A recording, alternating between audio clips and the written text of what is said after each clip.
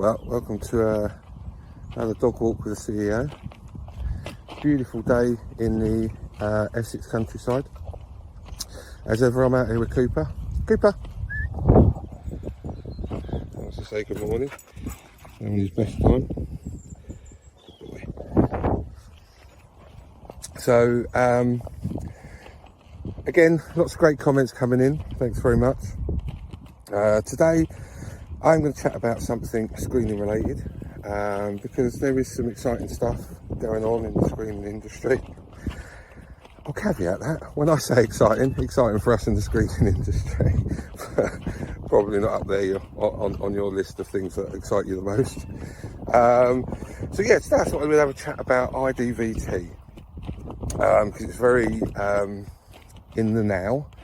So just to give you an idea of what it is and how it's going to be implemented. So IDVT, or Identity Verification Technology, is now possible through a new framework that the government have put in place, pushing for more electronic identity verification.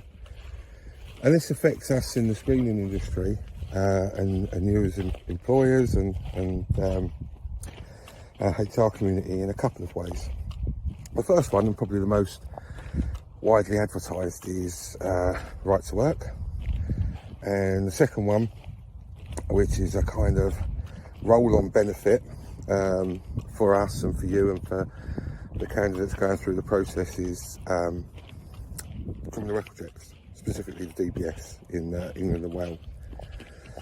So if we look at right to work, what does it mean? So if we look traditionally, it's everything that we do is around presenting original documents for somebody to view, take copies of, and put as a verified document as that individual's right to work in the UK. So now, through a digital journey, so either a web-based journey or an app, we can do that remotely. And certainly that's coming more into step with the way in which we're all working now. Quite often, certainly in our contractor clients, they never see those contractors. That makes it very difficult. So now anyone with a UK passport can go through this digital journey. It will take a likeness of them, so a selfie in essence, and it will verify that against a document that they take an image of during the journey as well. It needs to be the British passport. It will then compare those. It's not quite that simple. There's some rather clever data aggregation and data sources that we use at the back end then as well to carry out further verifications on the identity and to look for any anomalies in the background. And through that simple process, we can say that somebody has the right to work in the UK. So quite exciting, because it makes life significantly easier. However, and there's always a however, you'll notice that I've said you need a British passport. So it's a very good route for proving right to work for individuals with British passports. What it doesn't do is non-UK passports, visas, anything along those lines, or someone that hasn't got a passport. Not every British citizen will have a passport. And that's where, I guess, there's an added benefit of, and I'll come back to it, it's not a sales pitch for Giant, because every provider should be the same, having a third party in that can then extend that process out. So where an individual doesn't have that British passport, there's then some other routes that we can take. We can obtain, for those non-UK nationals, we can obtain a share code and check against the government database to ensure they have the right to work. For those that don't, UK citizens or British citizens that don't have a British passport, then we can also obtain different documentary proof to prove their right to work. So that's what's going on in the right to work space, which is really quite cool. And it's great that technology is catching up. We as an industry have been pushing for this for many, many years. The other element of it, as I mentioned, is the criminal record checks. Now, traditionally, when applying for a criminal record check, it's a similar process to right to work. Depending on the level of check, there's a number of documents that need to be obtained, viewed and verified to ensure that individual is who they say they are, live at the address that they've quoted, so that we can process the criminal record check.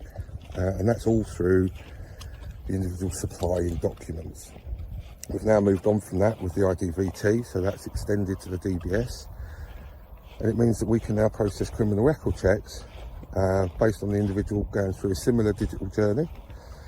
So for basic level checks, they will go exactly the same journey because as right to work. So that process on the government scale gives us a medium confidence of their identity. And that means we can process a basic criminal record checks. Now for standard and enhanced, it's the same process. However, we need a high confidence of their identity and address. So that really involves a couple of extra checks, but mainly them uploading 3 documents rather than 2. So the 2 documents that we need for the DBS are identity and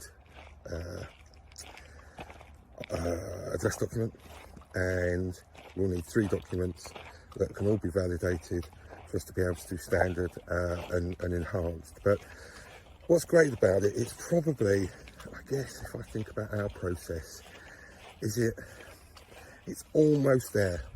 It's almost the point where we can truly say there is a purely digital journey to allow that individual to go through a full screening process. And in many of our clients, and we look at their packages and workflows, it is a complete digital journey. There are some that require additional information that maybe requires a different upload or something like that, but in the vast majority of cases it allows us to get to that digital journey.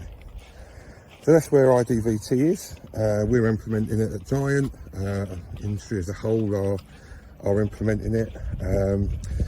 Just finishing off on that, the right to work bit. There are you have to have an approved supplier. It has to be an approved supplier to be able to do the right to work checks for you. And I know there's a lot of companies out there that will go, we'll go direct, we'll get that done. And that's great if that's what you want to do. But just remember that you've also then got to have separate processes to deal with non-UK, non-British passport holders, whether they be British citizens or not. And they're 2 different processes, so you need to put those in place as well. So yeah, next week, get back to talking about, I guess, business in general. I have had some questions about the value of referencing, and that's something I'll pick up in a couple of weeks, because I don't want to make this purely all about screening industry, but obviously it's what I do, so it's interesting. So thanks for tuning in again. It's goodbye from me, Cooper, and it's goodbye from Cooper as well.